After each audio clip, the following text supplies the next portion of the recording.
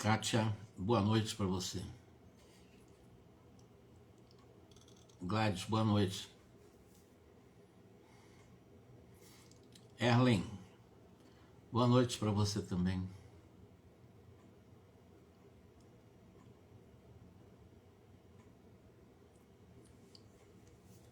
Muita paz para todos vocês.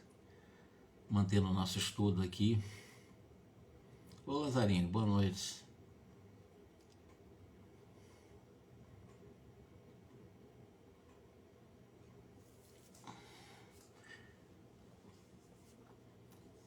A vocês que estão conosco aqui, eu desejo já antecipadamente, Alice, um grande abraço para você também.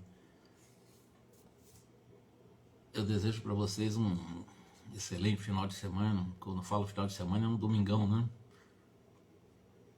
Com muita tranquilidade possível, né? A fim de nós enfrentarmos os desafios dia a dia com leveza, com suavidade, com contentamento. Por mais difícil que sejam as provações, elas são muito necessárias em nossa vida. E quando nós conseguimos observar dessa forma essas provações, nós agradecemos a Deus profundamente e superamos as provações. Como é o sofrimento, a dor, a própria doença, ela não existe como as pessoas pensam, é um castigo, né? Não, a doença, ela vem a nosso favor. Quando ela aparece, ela está sendo favorável a nós. Por quê? Porque ela está nos alertando de que alguma coisa está errada em nosso comportamento em termos de busca de vida saudável. Então a doença vem apenas para divertir. Então não é um mal em si, né? Ela acaba sendo um convite. Não vai amaldiçoar a doença, não. A doença está te alertando que você está indo num caminho não bom para a saúde, né? Aí você busca o caminho da saúde. Então a doença em si acaba sendo realmente uma grande companheira se nós soubermos aproveitar como alerta para buscarmos o caminho da saúde, né? Vamos aqui falar do nosso tema. Vocês se lembram que a Margarida saiu de uma igreja, saiu de um templo, saiu, aliás, de uma catedral, né? Foi para casa e em casa ela recebeu a visita de um médico. Esse médico falou da possibilidade de uma cirurgia, lembram-se? E que ela estava com problemas na área neurológica e que certamente uma intervenção cirúrgica seria recomendada. Claro, uma visão bastante materialista. Mas ao mesmo tempo esse médico chamou o marido de Margarida, que é o Gabriel, e deu uma sugestão para ele: tenta buscar o espiritismo, você deve se lembrar, tenta buscar.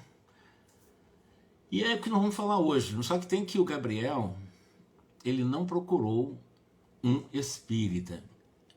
Vocês vão observar na lição de hoje que ele buscou um médium, sim, tido como um professor de ciências psíquicas, que não tem nada a ver como professor de ciências psíquicas. Na realidade, vamos assim, nós podemos subentender de que este médium que vai ser procurado pelo Gabriel, esposo da Margarida, ele seria alguma coisa ligado, por exemplo, a um pai de santo, vamos dizer assim. Tá? Eu vou explicar por quê. Vocês vão ver na leitura que vocês vão ver a característica de alguém que tem essa mediunidade e comercializa, inclusive, também a mediunidade, mas lidando com todos os tipos de espíritos, com todos os tipos de entidade, todos os tipos de... Não quer dizer que ele não tenha mediunidade, não quer dizer que ele não tenha essa capacidade de estar com o mundo espiritual, mas em nível muito, mas muito baixo, muito intenso. Esse médico vai ser procurado, tá? Mas vamos lá, atento à sugestão do médico amigo, no dia imediato, pela manhã, dispôs-se Gabriel, o esposo de Margarida, né, a buscar examinar esse famoso professor em ciências psíquicas, no intuito de conseguir uma cooperação que pudesse beneficiar a Margarida, no campo metafísico, né? O André Luiz, ele reparou que nesse aspecto, né, em relação no terreno das consultas com os espíritos, né, parece que há uma liberdade absoluta, qualquer um pode entrar no mundo espiritual, independentemente de conhecer ou não conhecer, porque nós vamos lidar com um ser humano que é médium mesmo, vê espírito, conversa com espírito, mantém espírito sob seu comando, mas não tem moral, ele não é uma pessoa moralizada, ele é uma pessoa que não tem estrutura moral. Esse médico vai ser procurado e vocês vão ver. E o André Luiz, qualquer pessoa que se tem mediunidade, faz da mediunidade o que quiser, né? Porquanto, de nosso lado, o Gúbio demonstrou um profundo desagrado quando o Gabriel se propôs levar Margarida nessas condições para um médium, um desses médiums, né, que comercializa a mediunidade. E vai mais, né? Nesse desagrado do Gúbio, né, ele chegou a dizer que ele faria tudo para impedir com que Margarida, lembrando que Margarida é filha espiritual de Gúbio, né, estivesse diante de um médium nessas condições. E aí, evidentemente, né, ele fala que somente seria saudável e aconselhável seu parecer através de autoridade diferente no assunto, que não fosse, mais ou menos, fosse eu usei o termo pai de santo, não é que todos os pais de santo são desequilibrados, não estou falando nada disso, mas são pessoas que não estão ligadas ao espiritismo propriamente dito, embora o médico tenha sugerido buscar o espiritismo. Ele não foi buscar o espiritismo, ele foi buscar outras linhas de mediunidade. Não tem nada a ver com o espiritismo, vocês vão ver na narrativa. Esse médium, né, segundo a opinião do Gúbio, é um admirável expoente dos fenômenos, ele tem mediunidade sim, é um portador de dons mediúnicos notáveis, sem dúvida nenhuma, mas tem esse detalhe, né? Ele não tem um compromisso moral com a mediunidade, nenhum compromisso moral com o evangelho. É médium. Médium. Ter mediunidade não depende de fator moral. Qualquer pessoa pode ter mediunidade, né? E independentemente de comportamento. Mas não oferecia proveito substancial aos alicerces, né, ou os que cercassem dele, porque ele não tinha nenhum tipo de uma orientação equilibrada. Médium sim, um bom médium, um notável médium, e está bem claro aqui, ele tem mediunidade sim, mas não tem moral. Não tem comportamento compatível com o objetivo ferramental, instrumental da mediunidade como um convite para a prática do bem. Ele não está preocupado, embora tenha a mediunidade. E aí vai, né?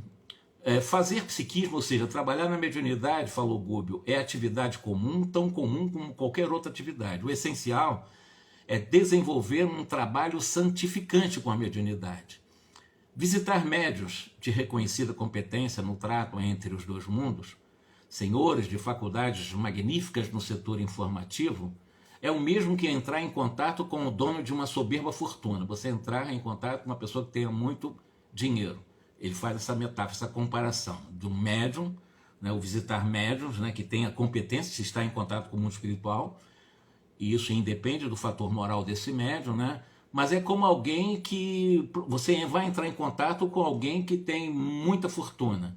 Se o detentor de tão grandes bens não se acha interessado em gastar os recursos de que dispõe a favor da felicidade do seu próximo, o conhecimento e o dinheiro apenas lhe agravarão os compromissos no egoísmo praticado, na distração inoperante ou na perda lamentável de tempo. Apesar da oportuna observação, notamos que o Gabriel, que é o esposo de Margarida, não oferecia uma receptividade mental nos que favorecesse a modificação desejável que Gúbio queria, que ele fosse buscar outro lugar, não o lugar desse médium. Repito, médium mesmo, notável médium, mas não ligado com os fatores morais da vida, não ligado com o comportamento cristão, nada de médium verdadeiro, percebam bem. A Margarida vai ser levada para um tipo desses médios que existem por aí, que ficam cobrando, inclusive, os serviços que fazem. Todo o nosso esforço sutil para colocá-lo num outro caminho não deu certo. Eu sei, ele vai levar a Margarida para esse médium. Né? E Gabriel não sabia cultivar a meditação. Se ele soubesse meditar, ele entrava em contato com esses espíritos e teria buscado outros caminhos, não esse médium. Visivelmente preocupado, Gúbio comentou: de qualquer modo, aqui nos achamos para ajudar e servir. Acompanharemos o casal nessa nova aventura. Em breve tempo, entraríamos em contato com esse médium. Com muito interesse, como quem sabia de antemão os sucessos que se desdobrariam, o Saldanha, que é o chefe do grupo que está levando Margarida a um processo de obsessão crônica para fazê-la, inclusive, desencarnar. Então o Saldanha está até satisfeito sabendo que esse médium não vai ajudar em nada, né? Alguns minutos antes das 11 do dia, ou seja, lá para as 10h30 da manhã, encontramos-nos todos em um vasto salão de espera, aguardando a chamada para esse médium. Mais 3 grupos de pessoas ali se congregavam em ansiosa espera para se consultar com esse médium. Demorava-se esse médium, né, isolado, atendendo a enfermo mental que se revelava de longe pelas frases desconexas que proferia em alta voz. Os presentes se faziam seguidos de grande número de desencarnados, ou seja, existe muita gente encarnada, mas acompanhado de muitos obsessores. A casa inteira mais se assemelhava a uma larga colmeia de trabalhadores desencarnados. Espíritos inferiores vinham sem perceberem a presença de Gúbio, André e do próprio Eloy. Em vista da férrea disposição de Saldanha, no sentido de manter Margarida sob severa custódia pessoal, Gúbio, alegando o interesse de sondagem do ambiente, vamos conhecer melhor o ambiente, afastou-se um tanto, né, do Saldanha e da própria companhia do próprio André, e acabou realmente fazendo um exame mais profundo, né, daqueles que estavam consultando esse médium. Aí eles se aproximaram de uma poltrona, ali nessa poltrona estava uma pessoa de idade madura, mostrando muita dificuldade no campo nervoso, né, e estava ladeado com 2 rapazes, isso contando o cenário desse local onde está esse médium. Suor frio lhe banhava a fronte, extrema palidez, com traços de terror, lhe exteriorizava o desfalecimento. Então está mostrando um caso de um rapaz, de um senhor maduro, né, nessas condições. Revelava-se torturado por visões pavorosas no campo íntimo, somente acessível a ele mesmo. Estava em processo de delírio. E o André Luiz conseguiu penetrar, percustrar a capacidade mental dele e entrar na mente do outro, né? E viu os ovoides, famosos ovoides que nós já estudamos aqui. Ele viu alguns ovoides, várias formas de ovoides escuras, diferenciadas entre si, aderindo-lhe à organização perispírita desses rapaz maduro aí.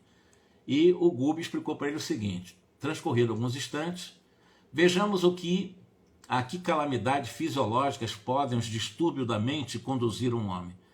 Então ele está dizendo o seguinte: vocês vão ver agora até que ponto você estraga um corpo físico em função do distúrbio da mente. Então, verdadeiras tragédias físicas, calamidades fisiológicas por causa do desvio mental. Temos sob o nosso olhar um investigador da polícia em graves perturbações. Então esse senhor Maduro, ele foi investigador de polícia. Ele utilizava o cargo de investigador de polícia para fazer muito mal. E ele está mostrando aqui, né? Ele foi um investigador, está em graves perturbações, ele não soube deter o bastão da responsabilidade como investigador policial, e do cargo ele acabou abusando como investigador, humilhando, ferindo as pessoas durante alguns anos. Ele conseguiu até manter o remorso à distância. Todavia, cada pensamento de indignação das vítimas passou a circular-lhe na atmosfera psíquica, esperando ensejo de fazer-se sentir. Outra coisa interessante que ele coloca aqui desse investigador de polícia, nessa perturbação toda, destroçado fisiologicamente e mentalmente, como resultado, além do remorso dos males que ele fez, mas ele já está maduro, vamos dizer, ele está quase na velhice, né? E ele também recebeu uma carga violentíssima das energias psíquicas das pessoas que foram suas vítimas. Então, quando você tem inimigos na Terra, e esse inimigo alimenta essa inimizade, e você não consegue manter uma fronteira, ou seja, uma barreira nessa inimizade, como é que você mantém barreira de inimizade? Amando-se para amar aquele que se diz seu inimigo. Aí você se defende, você se protege. Mas quando não entra nesse processo de autodefesa, você acaba recebendo exatamente cargas violentíssimas dessas atmosferas psíquicas, né, em que vai destrambelhar o corpo físico através do sistema nervoso central, das produções absolutamente desarmonizadas das chamadas funções endocrínicas, dos hormônios, E assim vai, que vai deteriorar o nosso corpo em função das energias negativas dos outros que eu fiz mal e são tidas como inimigas, né? Bom, com a maneira cruel de proceder, ele atraiu não só a ira de muita gente, mas também a convivência constante de entidades de péssimo comportamento que mais lhe arruinaram o teor da vida mental. Além desses ovoides, várias outras entidades, né, de péssimo comportamento que estavam obsidiando. Chegado o tempo de meditar sobre o caminho percorrido, chega na velhice, é o tempo que nós meditamos. O que é que eu fiz na minha vida? É isso que ele está falando. E na intimidade dos primeiros sintomas de velhice corporal, o remorso abriu-lhe grande brecha na fortaleza em que se entrincheirava. E a partir daí o corpo dele foi se definhando por um processo profundo de obsessão. As forças acumuladas dos pensamentos destrutivos que provocou para si mesmo através de uma conduta irrefletida, a que se entregou levianamente, libertadas de súbito pela aflição e pelo medo, quebraram-lhe a resistência orgânica, exatamente como uma tempestade que se sucede furiosos, esbarrondando uma represa frágil com que se acredita conter o impulso crescente das águas. É uma metáfora que ele está utilizando, dizendo que esse investigador de polícia, de tantos males que ele fez, de tantos inimigos que ele acumulou, em algum momento em que ele nem estava arrependido nem com remorso, o remorso veio, tal qual tempestade, arrebentando uma represa e destroçando a vida psíquica e emocional dele.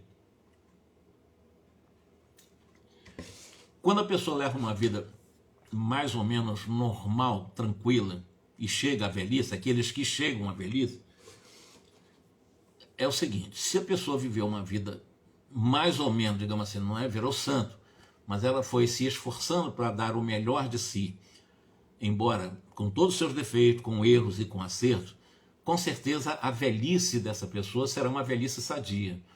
Por isso que é tido até como um novo termo, é a melhor idade. É a idade em que você realmente já pode fazer um balanço daquilo que você propôs, daquilo que fez, daquilo que deixou de fazer, mas é um trabalho importante até de uma certa felicidade, uma velhice feliz. Mas nós vamos encontrar muitos velhos, como Alzheimer, velhos que vão estar cheios de problemas em outros campos neurológicos, não somente de Parkinson, porque é uma destruição do sistema nervoso central. Isso tudo fruto das energias provocadas ou criadas por ela mesma, para ela e dos outros que certamente ela fez como inimigo, além de o desencarnado. E o corpo se arrebenta. Chega na velhice, é uma péssima velhice. É um momento de péssima vida, né? Uma vida que o velho acaba se tornando absolutamente tanto um peso para os seus parentes em algum momento, não deixa de ser um peso. Não quer dizer que o velho necessariamente todos são peso para a família, mas são velhos que dão muito, mas não é pouco não, dão muito trabalho para os familiares, porque levaram uma vida também já dando trabalho o tempo todo para os outros. Normalmente é assim, nós estamos fazendo um pré-julgamento. É a lógica da vida. A velhice, você colhe aquilo que você plantou. Então, se você tem uma velhice exatamente tranquila, suave, dentro das possibilidades que o corpo te ofereça, evidentemente, isso será fruto do que você fez. Agora, se for um corpo depauperado, um corpo realmente totalmente destroçado, um cérebro totalmente destroçado, em que você sequer consegue coordenar cognitivamente uma vida de realidade presente, como um Alzheimer, por exemplo, e outros tipos de doenças na velhice, vocês não tenham dúvida nenhuma, é dúvida zero, que essa pessoa não teve uma vida assim tão sadia sempre. Mas o Chico Xavier sofreu muito na velhice. Não, ele teve algumas doenças, desde o início da sua vida ele sempre teve doenças, ele sabia da importância da doença. Nós vemos um Divaldo Franco, nós vemos uma Ivone Amaral Pereira também, que envelheceu com extrema dignidade, mas o Chico Xavier ele chegou exatamente aos 92 anos de idade, trabalhando, até o último dia da sua vida trabalhando. Até o último dia da sua vida ele trabalhou. Então é diferente, né? É uma velhice extraordinária, muito legal. Mas quem realmente não teve uma vida digna antes de chegar a partir da madureza do corpo, e a velhice também, quando chega, ela vai ser realmente uma velhice que vai dar incômodo para quem estiver próximo, não tenha dúvida disso, e para ela também. Então existe muito, para nós, existem muitos idosos que são muito rebeldes, idosos que se tornam crianças rebeldes, porque não tiveram exatamente uma vida até ali que nós podemos dizer que foi uma vida que ela aprendeu com ela. Não aprendeu nada com a vida. Eu não estou fazendo uma generalização, mas é quase que uma absoluta certeza de que o velho reflete a vida que ele levou em tempos anteriores à velhice. Bom, as forças acumuladas dos pensamentos destrutivos que provocou para si mesmo através de uma conduta irrefletida a que se entregou levianamente, libertada de súbito pelas aflições do medo, quebraram então essa resistência orgânica como essas tempestades. E aí, vindo as crises das energias desequilibradas da mente, o que acontece? O corpo fica combalido, né? Os órgãos se destroem. Os mais vulneráveis sofreram consequências terríveis, não apenas no sistema nervoso, padece tortura incrível, o fígado traumatizado inclina-se para uma cirrose fatal. E o Gubi ainda explicou o seguinte: este amigo, no fundo, está perseguido por si mesmo, atormentado pelo que fez e pelo que tem sido. Só a extrema modificação mental para o bem poderá conservá-lo no vaso físico. Ele está perto de desencarnar, é o que ele está dizendo. Ele está perto de desencarnar. Agora, como é que ele vai sair desse processo? Só com extrema modificação mental. Não é uma simples modificação mental.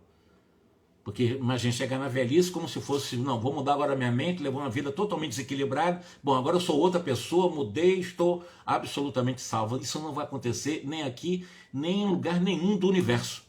As coisas não acontecem assim. Então ele está falando, só a extrema modificação mental para o bem poderá conservá-lo no vaso físico. Uma fé renovadora, ele vai precisar levantar, com esforço de reforma persistente, digna da vida moral mais nobre, pode conferir-lhes as diretrizes superiores, dotando de forças imprescindíveis para a autorrestauração do corpo físico. Ele permanece dominado pelos quadros malignos que improvisou em gabinetes isolados e escuros pelo simples gosto de espancar infelizes a pretexto de salvaguardar a harmonia social. Então, como investigador de polícia, ele bateu, ele torturou pelo gosto de espancar infelizes, como se estivesse defendendo a sociedade, salvaguardando a harmonia social. Então ele era um carrasco. A verdade é que ele era um carrasco. E outro detalhe também, a nossa memória, tanto o cérebro físico como o cérebro perispiritual, que é o cérebro fluídico, na realidade é um disco vivo, extraordinário, e consegue fotografar as imagens. Isso é importante nós aprendermos com André Luiz. Então a nossa memória, ela fotografa as imagens das nossas ações e recolhe som de quanto falamos e ouvimos. Então, tanto fotografa as imagens das nossas ações, ela registra o que nós fazemos. Isso é importante dizer. A nossa mente, o nosso cérebro, as células também gravam, registram como um disco que consegue realmente memorizar aquilo que nós fazemos, vai para essa memória, né? É fotografada, essas imagens são fotografadas e as nossas ações também são registradas e nós recolhemos som daquilo que nós falamos e daquilo que nós ouvimos também são gravados. Então, a ação, quando nós fazemos as coisas, está sendo gravado na nossa mente. Aquilo que nós falamos está sendo gravado, som e imagem. E aquilo que nós ouvimos também são gravados. Isso faz parte do nosso processo de crescimento. Então, por intermédio exatamente da nossa memória, é que nós somos ou condenados ou absolvidos dentro de nós mesmos. Não é? O processo condenatório, a absolvição, não virá de fora, virá de dentro, surgirá de dentro, porque estão registrados na minha memória. Estão registrados som e imagem, exatamente à guisa de um disco vivo e milagroso que fotografa essas imagens, tanto quanto as nossas ações, e recolhe som daquilo que falamos e daquilo que nós ouvimos. E é exatamente a memória que vai acabar realmente, através dela, nós vamos ou nos condenar ou nos absolver, ou ficarmos absolvidos pela autoabsorção. Então, dito isto, veja a importância de tudo é registrado. O que nós fazemos, ninguém viu, nós estamos vendo. Nós estamos vendo. Então, nós somos nosso grande testemunho, né? Coisas boas e coisas ruins. À beiramos de um divã em que respeitável senhora se sentava ao lado de uma jovem anêmica, aí é um outro caso. Saímos do policial agora, vamos entrar nessa jovem anêmica, estava com a avó dela sentada nesse divã, 2 espíritos de aspecto sinistro estavam próximo dela, né? E vamos ver quem são esses dois espíritos. A senhora aflitivamente aguardava um instante da consulta com esse tal médium. Então a jovem proferia até uma alienada mental, falando besteira, né? Falava coisa sem nexo nenhum ali, sentada. O André Luiz percebeu tênues fios de energias magnéticas que estavam ligando o cérebro dela dos irmãos que estavam ali próximo dela, né? Uma tinha a esquerda, outra a direita. Achava-se absolutamente controlada pelos pensamentos desse espírito que estava à esquerda. A maneira de magnetizar, de magnetizador, a doente ria sem propósito, conversava a esmo, reportando-se a um projeto de vingança, com todas as características de idiotia e de inconsciência. Quer dizer, uma alienada mental nesse momento total, essa jovem. O Gubbio examinou-a com atenção e informou o seguinte: olha, encontramos aqui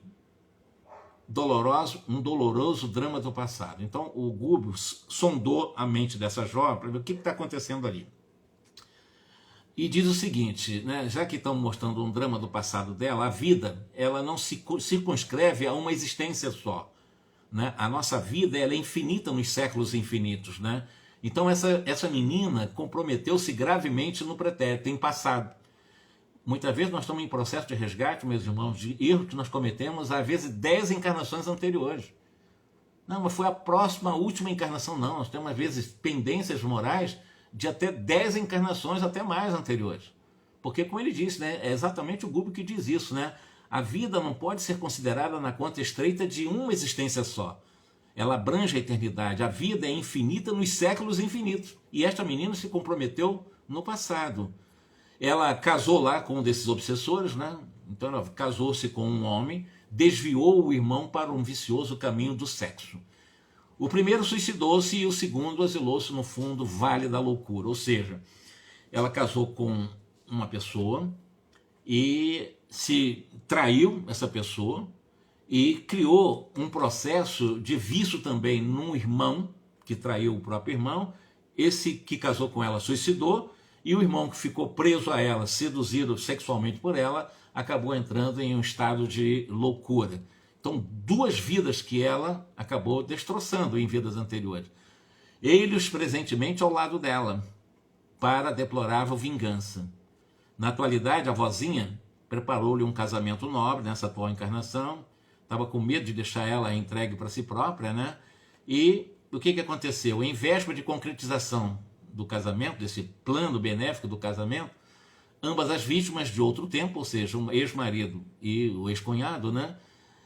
Mentalmente cristalizado no propósito de vingança, buscam impedir-lhes esse casamento.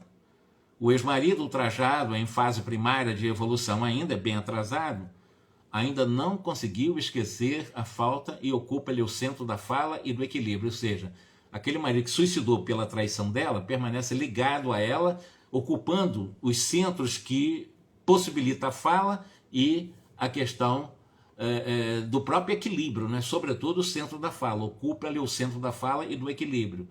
Enche-lhe a mente de ideias, subjuga, requisita-lhe a presença na esfera em que se encontra, ele está doido também, como lá o Gregório quer levar a Margarida, e esse daí está querendo levar essa também para onde ele se está. Permanece a pobrezinha saturada de fluidos que lhes não pertencem. Certamente, já peregrinou por diversos consultórios de psiquiatras, sem resultado, e vem até aqui procurando socorro nesse tipo de médium aí. E Eloy acabou perguntando, né, será que aqui ela vai encontrar remédio? Já que está buscando um médium lidando com essas forças negativas, esses médios desequilibrados, né? Mas médium, não estou dizendo que ele é médio autêntico, mas desequilibrado. Aí perguntou para o Gubbio se ali ela resolveria o problema dela. Disse, não me parece muito bem encaminhada. O Gubbio não aceita muito esse tipo de trabalho. Tanto é que está bem insatisfeito com Margarida ali naquele local. Exige renovação interior, ao que acredito não obterá nesta casa senão um ligeiro paliativo aqui. Em caso de obsessão como este, em que a paciente ainda pode reagir com segurança, faz-se indispensável o curso pessoal de resistência. Não, olha só que coisa interessante dessa frase que ele vai usar, para que nós possamos ver que para trabalho de obsessão, a pessoa não, vai lá tomar um passe, vai lá para desobsessão, vai lá que os espíritos vão ser encaminhados, os espíritos vão ser aprisionados, os espíritos vão ser realmente hospitalizados, e eles não vão mais te perturbar, você vai ficar livre da obsessão, como se o trabalho de obsessão fosse a coisa mais simples do mundo. E em lugar nenhum do universo um processo de desobsessão é simples, nunca foi e nunca será. Porque é todo um drama de vidas anteriores, do qual há um conjunto de relacionamento, de vidas psíquicas, do qual não será com simplicidade que isso será resolvido. Paliativamente você pode até mesmo fazer isso, mas só de uma forma paliativa, efetivamente não resolve. Por quê? Olha a frase que ele usa. Não adianta retirar a sucata que perturba ou que de alguma forma está perturbando um ímã, quando o próprio ímã continua atraindo a sucata. Ou seja, não adianta você estar com aquela lixarada, né, tentando você resolver a questão da lixarada, quando a lixarada atrai os mosquitos. No caso aqui, ele faz a comparação com o ímã, que atrai. Então não adianta você tirar, limpar a sucata que atrai um ímã, quando o próprio ímã continua atraindo a sucata em qualquer lugar. Então não adianta, os trabalhos de obsessão, você paliativamente, você afasta supostamente o espírito. Vamos lá, vamos deixar o espírito longe do obsidiário. Por um período, às vezes de horas, às vezes de minutos. Aí sai do centro espírita, por uma questão como ímã, atrai de novo e volta o processo. Porque não é simples um processo de obsessão. O processo de obsessão vai exigir de ambos, em um tratamento profundo, um processo possível de transformação mental. Tanto do perseguidor que quer a vingança, como a suposta vítima que está sofrendo a influência dessa vingança. Buscamos o recanto mais escuro do salão, onde 2 homens de idade madura se mantinham em silêncio. Um deles guardava indiscutível desequilíbrio orgânico, aí é um outro caso. Muito pálido, abatido, demonstrava sinais de profunda inquietação. Então essa jovem, vocês viram que não adianta espantar espírito, porque ela vai continuar com seus problemas. Bom, junto deles, agora um outro caso, né? Desses 2, encontrava-se uma entidade desencarnada de humilde aspecto. Esse caso dessa entidade, era uma entidade que estava tentando ajudar esse senhor, quer ver? Tomei por parte integrante de vasta coleção de espíritos perturbados que ali funcionavam, entretanto, com agradável surpresa para mim, esse espírito se aproximou de Gúbio e disse: olha, eu já identifiquei pelo tom vibratório que vocês são espíritos do bem. Eu venho aqui na defesa deste amigo. Então ele começa a conversar com Gúbio, esse espírito, protegendo alguém que está procurando esse médium. Segundo estarão informados, dispomos no recinto de vigoroso operador mediúnico sem iluminação interior de maior vulto. Ou seja, esse espírito começa a conversar com Gúbio, dizendo que ali tem um médium, sim. É um médium realmente que tem um potencial muito grande no campo da mediunidade, mas não tem iluminação íntima, não é moralizado. Ele não tem compromisso com o bem. A verdade é médium, não tem compromisso com Cristo.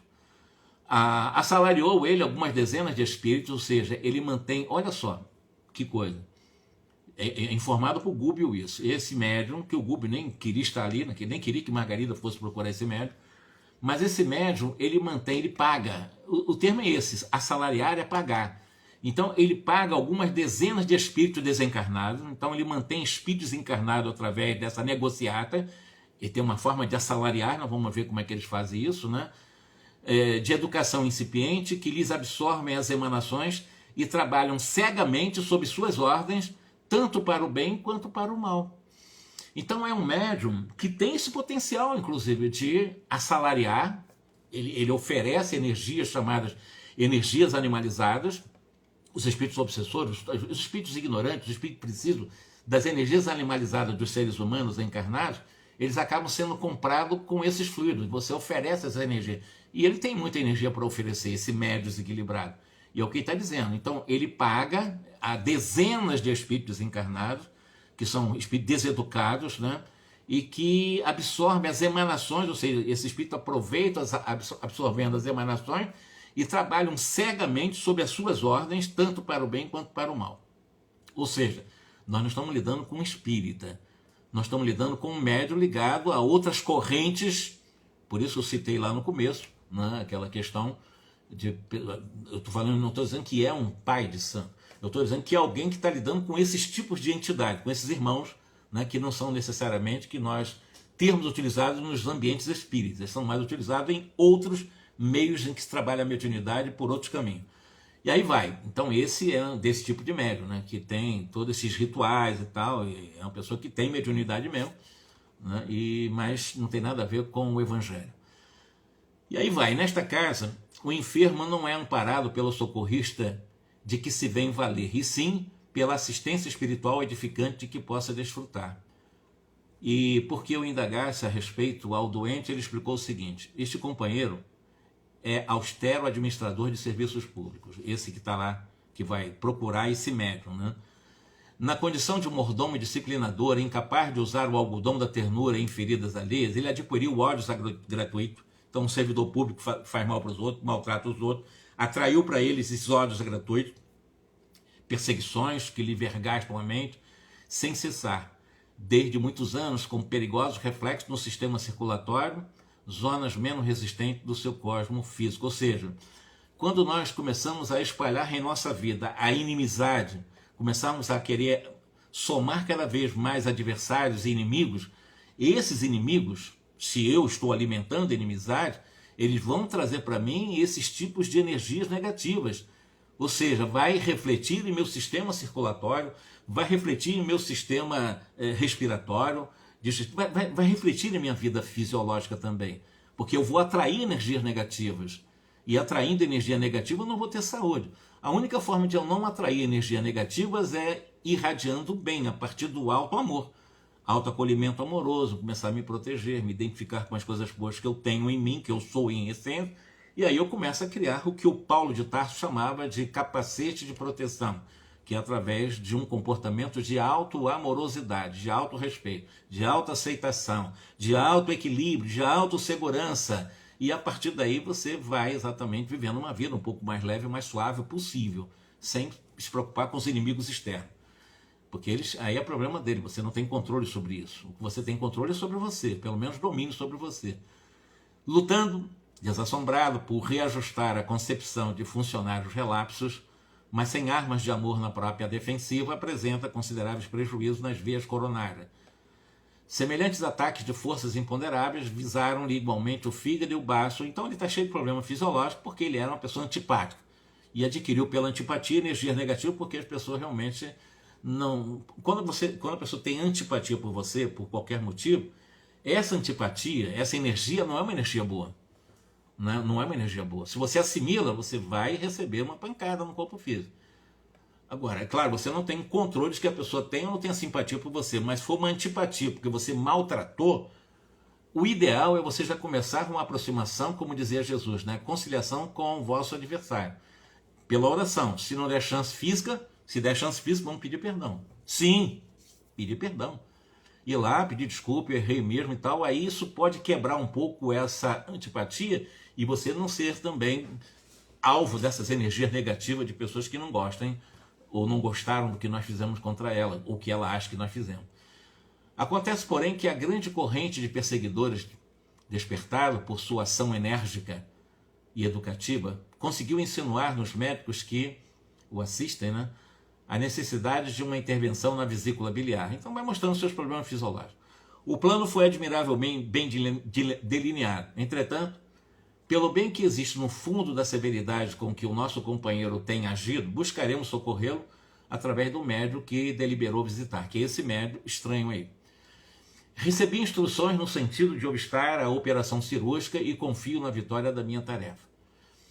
O olhar de Gubbs se fizera imperativo e cabia-nos a execução de deveres importantes e precisávamos retornar ao Saldanha. O problema de Margarida era complexo e competia-nos enfrentar a solução de ânimo firme. Saldanha, sentindo-nos o concurso espontâneo, acolheu-nos sem desconfiança.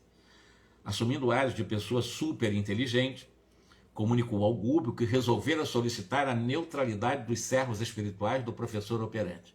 Aqueles que são assalariados por esse médio estranho que consideram como professor operante, né? Um pai de santo, digamos assim. Bom, com fina sagacidade, vejam bem, eu não estou criticando o pai de santo, eu estou dizendo que uma pessoa que não tem compromisso com o espiritismo, é uma pessoa que tem mediunidade, não tem compromisso com o evangelho, não tem... Pelo contrário, mantém assalariado espíritos inferiores, que pode fazer o bem ou o mal. Se alguém pagar, eu quero fazer mal ao fulano, vocês entenderam? Não, eu quero fazer alguma. Então eles acabam realmente até pagando para isso, para fazer mal para as pessoas. Isso acontece. Esses espíritos realmente estão subordinados a ele. Não, você vai lá e vai prejudicar, e vai trazer doença para aquela pessoa e tal. É isso que eles fazem. Ou até o bem também, tem esse detalhe, né? Tanto para o bem como para o mal, porque é uma pessoa que não tem esse compromisso com o bem, mas eventualmente pode fazer o bem. É isso que ele está falando aqui. Esses espíritos assalariados por ele, ou seja, que recebem esses tipos de energias dele, para se manter praticamente como empregados dele, do mundo espiritual, eles também podem fazer o bem aspiado aí, né? Mas pode fazer o bem. Bom, com fina sagacidade, asseverou que era necessário evitar a piedade do médium, confundir-lhe as observações através de todos os recursos possíveis. Em seguida, a essas explicações, que o André Luiz ficou bem surpreendido, né, pediu a presença de um dos colaboradores mais influentes e apareceu diante de nós uma esquisita figura de um anão de semblante enigmático e expressivo. Esse anão chamava-se Expedito. Saldanha pediu a esse Expedito cooperação sem rebuços, esclarecendo que o operador da casa, esse médium, não deveria penetrar o problema de Margarida na intimidade. Ou seja, já o próprio Saldanha dominando esses assalariados ligados a esse médium estranho, para que ele não entrasse na problemática mais profunda de Margarida, porque o Saldanha já tinha as rédeas da vida de Margarida. E aí, evidentemente, o que ele faz? O Saldanha vai fazer uma negociata aí com ele, né? Então prometia para ele, em troca do favor, não só a ele, mas também aos outros auxiliares do assunto, excelente remuneração em colônia não distante. É um termo interessante, porque há negócio aí, está fazendo um negócio. O Saldanha pega um desses assalariados, desse médio estranho, e oferece também salário para ele. Diz, olha, você vai me ajudar lá para que realmente, porque esse médico tem poder.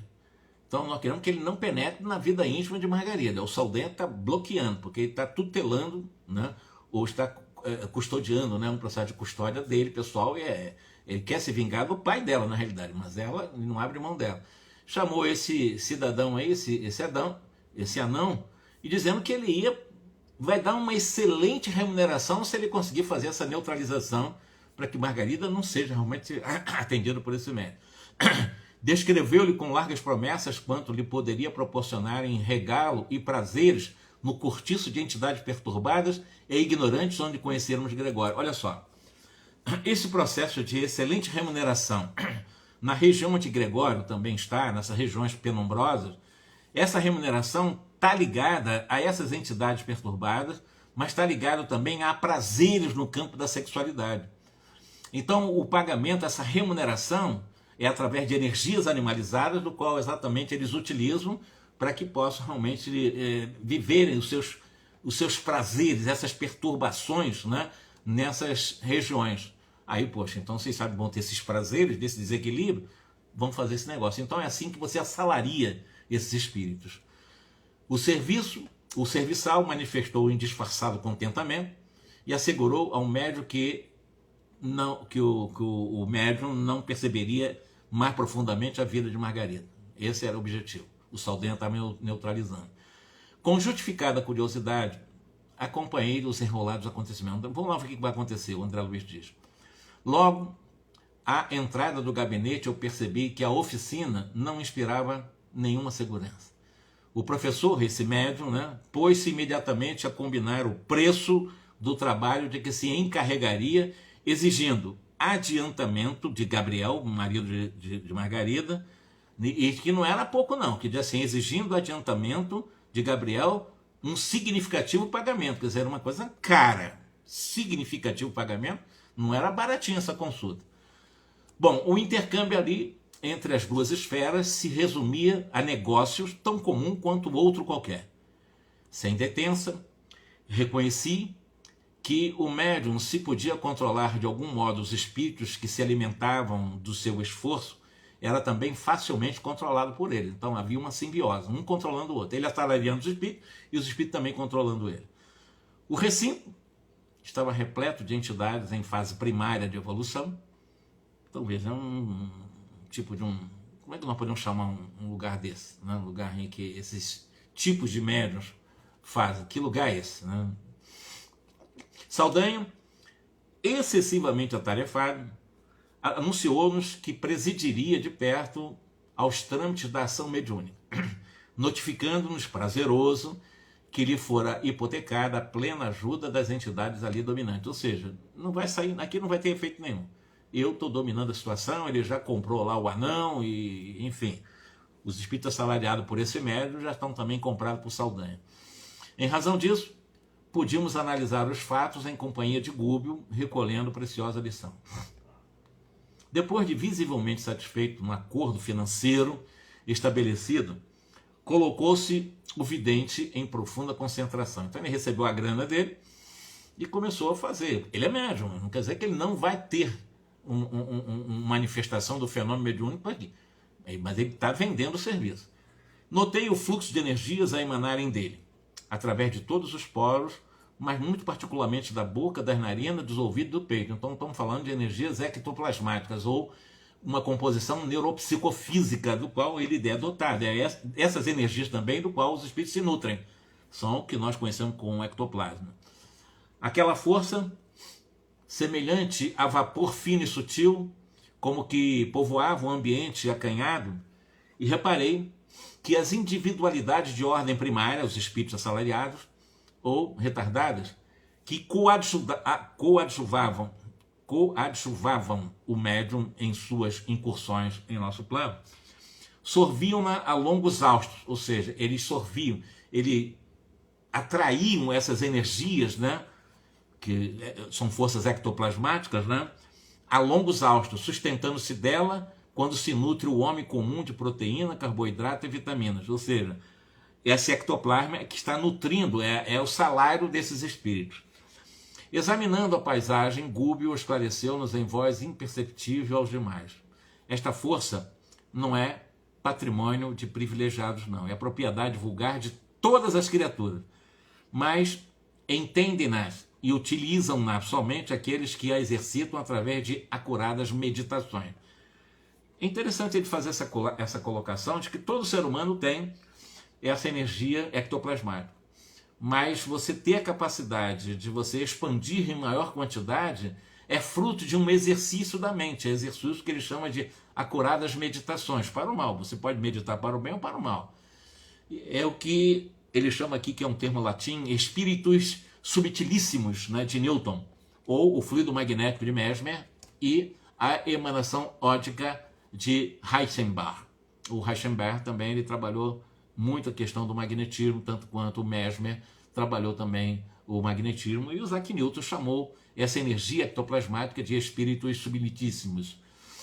No fundo, é a energia plástica da mente, que acumula em si mesma, tomando-a ao fluido universal, em que todas as correntes da vida se banham e se refazem nos mais diversos reinos da natureza dentro do universo. Cada ser vivo é um transformador dessa força segundo o potencial receptivo e irradiante que lhe diz respeito. Então vocês vão observar que é interessante ser colocado aqui, em relação a essa energia da mente que todos nós temos. Você pode utilizar a meditação para o mal ou para o bem. Mas essa energia são utilizadas pelos espíritos também, as energias mentais, em que eles absorvem e conseguem, de alguma forma, se mobilizar e buscar também os seus prazeres. Eu vou dar um exemplo para vocês, talvez vocês nunca tenham ouvido falar nisso, ou eu já falei algumas vezes também. Essa energia, tanto quanto outras energias, que chamadas fluido vital, elas são chamadas energias animalizadas, ou fluidos animalizados. Os espíritos inferiores, os espíritos ainda muito ligados à vida material, eles fazem tráficos desse tipo de energia. Tráficos. Eles fazem troca, fazem negócios, né? Fazendo tráfico. Eles pegam um quantum, conseguem armazenar, eles conseguem acondicionar essa quantidade e fazem tráfico, como se faz tráfico de droga por aqui. São coisas que nós precisamos aprender muito com a espiritualidade em relação dessas energias. O fluido vital.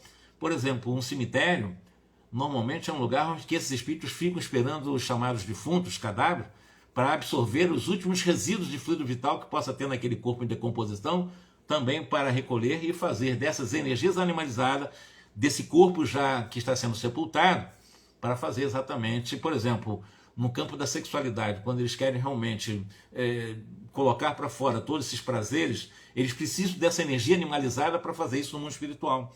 Por isso que eles vão atrás desse tipo de energia. Para eles é extremamente importante para eles poderem manter a sua vida animalizada, embora no mundo chamado espiritual.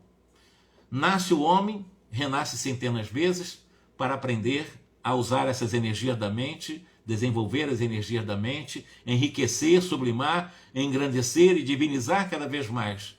Entretanto, na maioria das vezes, a criatura foge à luta que interpreta por sofrimento e aflição, quando é inestimável recurso de autoaprimoramento, adiando a própria santificação, caminho único da nossa aproximação do Criador. Eu vou parar aqui, mas eu queria mostrar para vocês o seguinte. Eu tenho falado muito nas minhas lives com aqueles que me acompanham nesses estudos, vocês, meus queridos irmãos e amigos, que sempre estão conosco, que essa energia mental que ele está citando aqui, que foi estudada por Newton, foi estudada por Mesmer, foi estudada por Heisenberg, na realidade, todos nós possuímos. Quando nós começamos a aprender, e são técnicas que nós aprendemos, eu poderia dizer para vocês, se vocês aprenderem a respirar, sempre que vocês estiverem assim, com uma emoção muito ruim, um sentimento ruim, respirem profundamente, mais 5, 6 vezes, mais 7 sessões, 10 sessões, para oxigenar o corpo, para você realmente dar vitalidade, para um funcionamento a partir de oxigenar o cérebro e equilibrar o sistema nervoso central. Aí você vai dar realmente vitalidade, você vai acalmar, você vai produzir hormônio para que vai te metabolicamente ajudar a um relaxamento do corpo. Mas se puder fazer também uma meditação, através de uma oração, ensinou Jesus isso. Ele ensinou, quando ele nos ensinou para que nós vigiássemos e orássemos, é para que nós começássemos a pensar, como é que eu estou sentindo uma coisa tão ruim dentro de mim? Eu estou sentindo assim muita agonia, eu estou sentindo raiva, eu estou sentindo ódio, eu estou sentindo tristeza. São emoções. Toda emoção vem do pensamento. Pensamento gera sentimento que gera emoção. Então o físico já recebe lá na ponta o que já vem do pensamento. Mudar o pensamento pela meditação. Respirem profundamente e comecem, imagine, olha, umas coisas importantes para nós começarmos a trabalhar a meditação é pensar na natureza. E uma das coisas mais belas da natureza, no meu ponto de vista, e gúbio também, é o sol. Imaginar o sol. Né? Ver o sol nas manhãs, ao entardecer, e o campo, as flores, começar nós mentalmente na respiração, numa concentração, num relaxamento, começar a dar espaço para nós. Aí nós começamos a ter um processo de condicionamento de energias mentais profundamente salutares para a nossa felicidade. Porque nós vamos trabalhar exatamente esse capacete ou esse escafandro de proteção por essas energias que foram analisadas por Mesmer, por Heisenberg, pelo Newton e outros, né, que nós possuímos. Então é uma energia que vai fazer uma harmonização das funções dos nossos chamados chakras. Coronário, nós temos o laríngeo, nós temos o cardíaco, nós temos o esplênico, nós temos o sacro, nós temos as energias genésicas, nós temos o plexo solar, nós temos 7 chakras importantíssimos para a nossa saúde física e emocional. Então, mentalize, faz diariamente. Eu faço isso umas 10, 20 vezes por dia, porque, claro, eu não sou uma pessoa santificada, uma pessoa cheia de equilíbrio, eu tenho meu desequilíbrio o tempo todo emocional. Aí eu vou me equilibrando, e eu volto a me equilibrando. E é assim que eu vou criando uma nova natureza, eu vou criando uma nova versão para mim, aos poucos, né, do dia para a noite. Para que nós possamos utilizar essas energias para o bem e de autoproteção, como ele está falando aqui. Na maioria das vezes a criatura foge à luta que interpreta por sofrimento e aflição, quando é inestimável recurso de autoaprimoramento, adiando a própria santificação, caminho único da nossa aproximação do Criador. Quando ele fala da própria santificação pelo autoaprimoramento, é você começar a se identificar com o auto-amor, com a luz que você já é. Ele está falando isso aqui, está no livro Libertação. Auto-amor, se amar, se identifica com você, em essência. Não com Jorge, com o corpo, mas com a essência que você é. Com certeza absoluta você vai ter uma vida muito mais sadia. Você não vai virar santo, mas vai ter uma vida sadia, mais tranquila. Você vai conseguir superar com muito mais facilidade todos os desafios, todos os chamados obstáculos, né? Todos os chamados sofrimentos da vida, não, você ultrapassa com mais facilidade. Mas é preciso usar a técnica. Não tem como, não vai cair do céu. Não adianta que os espíritos não vão fazer por nós o que nós temos que fazer através desse processo de autoaprimoramento.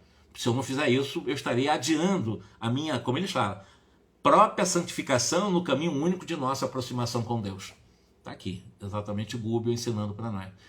Isso eu tenho falado sempre para vocês. Façam isso, não é difícil fazer isso. Respirem, comece a dar um espaço para você mesmo. Poxa, eu não sou esse lixo todo, não. Quer dizer, eu posso, eu consigo, eu sou capaz, eu mereço, eu tenho poder dentro de mim, eu fui criado para a pura e eterna felicidade. Nós fomos criados para sermos felizes. E aí nos protegemos dessas energias negativas de encarnado, desencarnado, e as nossas próprias energias negativas. Quando a gente está com energia tóxica, ore, respire profundamente, relaxe. 5 minutos tá bom, 10 minutos tá bom, você sai disso. E se voltar, quantas vezes forem necessárias. É assim que funciona e é assim que nós vamos, com certeza, não adiando mais, mas buscando esse processo da própria santificação, como ele fala aqui, nesse caminho de nossa aproximação com Deus, ok? É isso. Até quarta-feira que vem, que Jesus nos abençoe. Façam isso, que vale a pena. Vale, mas vale a pena mesmo, né? Cuidem-se, amem-se, digam isso do fundo do coração e terá valido a pena realmente a atual encarnação. Um grande abraço para vocês.